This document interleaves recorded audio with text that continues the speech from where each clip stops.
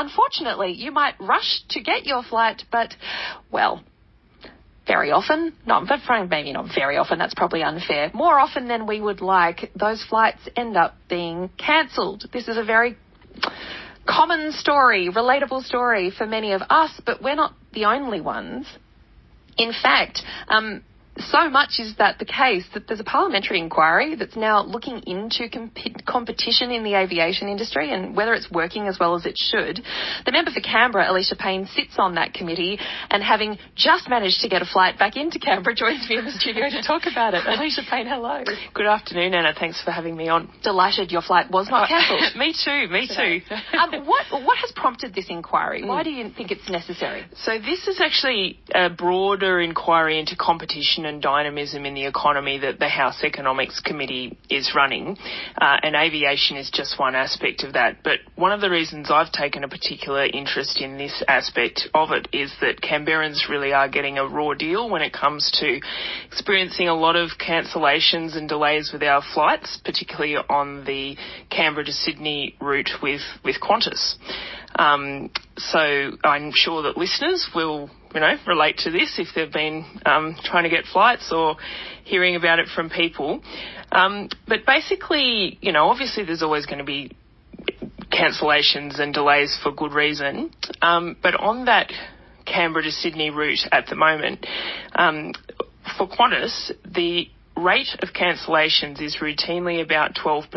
So that's been about 50 flights every single month, 58 in June. And that compares to a rate of around 2.5% of cancellations for Virgin, and also much, much lower cancellation rates for Qantas on their other routes, and also from other destinations into Sydney. So it does point to a bit of an issue there. Do you have a sense of what the issue is? Yeah, well, there's a range of issues, in the aviation industry. It's a highly concentrated industry. Virgin and Qantas have around 95% of the total market, and around 2/3 of that is Qantas.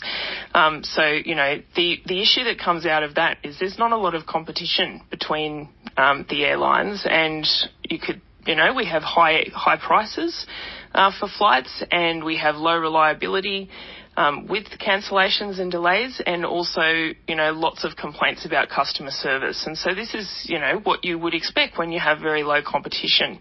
But one of the issues that's come up in the inquiry is particularly around the slots that that airlines need to book flights. And this is an issue that people may not be really aware of. I wasn't until getting engaged in this inquiry. But basically, to make a flight, the airline needs to secure a slot, and these are allocated not by the airport, but actually by a board. They belong to the Commonwealth, essentially.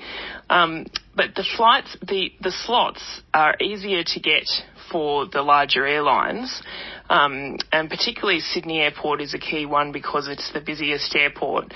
And if an airline is able to, there's what's called the 80-20 rule. So if the airline is fulfilling that slot 80% of the time, they can keep it, and they sort of get first dibs on it into perpetuity.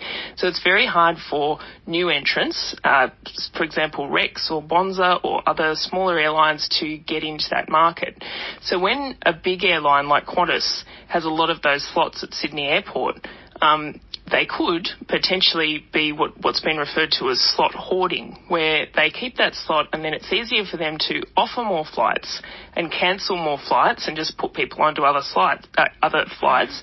But what that means is, there are less airlines able to access that and offer, perhaps cheaper fares and start a bit of a price war and bring down prices for customers, as well as competition for other aspects of the product they're offering. Has your committee yet, do you expect to hear from Qantas to explain themselves? Yes, we are. We will be hearing from Qantas on Tuesday next week. Beyond that, is this a Qantas issue, or are you seeing other issues that you think might be affecting competition and affecting the experience for travellers out of Canberra in particular? Well, one, and I don't mean to make it sound like it is just a Qantas issue, but that data is interesting. And, you know, obviously they do have the absolute lion's share of the market. But some of the other solutions that have been put forward and some that have been recommended by the ACCC include another issue that people might be surprised to find out is there is no overall standard for entitlements for consumers relating to delays and cancellations. So there's no particular requirement on airlines to reimburse you or provide accommodation that, you know, obviously they do that sometimes. But so introducing rules like that, but also a requirement for airlines to show cause and explain why delays are happening or cancellations. And I think that's a really sensible idea and one that's been put forward by Canberra Airport as well to address this issue, because if they don't have to show cause, they never have to explain it. And if they can hold on to the slots anyway, there's no real incentive to address the problem, and it perpetuates this potential issue of hoarding the slots for the bigger airlines. Do you feel like you've got, as a committee, a good sense of consumer feelings on this? Are you looking for public submissions or contributions? Yeah, we have called. Well, submissions are probably closed now, but we're still keen to, you know, hear from people. And we have been talking not just to airlines and airports, but also competition experts from across the economy. And as I said, we have been looking at other areas of the economy as well. So, you know, we've talked to supermarkets, we've talked to the tech industry, it's been a quite comprehensive inquiry that's ongoing. Be one to watch for sure, I think, for many Canberrans. Thank you very much for your time. Thanks for your interest. Thank you. Alicia Payne is the member for Canberra, and luckily on a non-cancelled flight for us this afternoon. You're listening to ABC Radio Canberra.